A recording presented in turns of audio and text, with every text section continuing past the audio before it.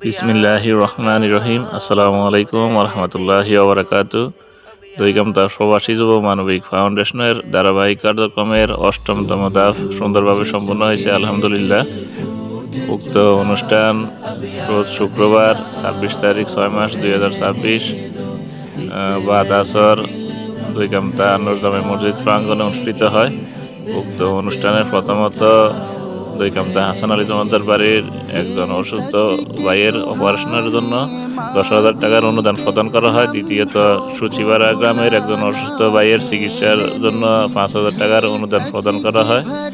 তৃতীয়ত সিলেট হবিগঞ্জের একজন মৃত ইমামের স্ত্রীকে স্বাবলম্বী করার লক্ষ্যে একটি সেলাই মেশিন ও কিছু গজ কাপড় দেওয়ার লক্ষ্যে ১০,০০০ টাকার অনুদান প্রদান করা হয়।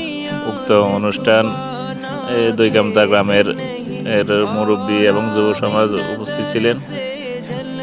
দুইগামতা প্রবাসী যুব মানবিক ফাউন্ডেশনের মানবতার ফেরিওয়ালাগণের জন্য দোয়া অসংখ্য ভালোবাসা রইল।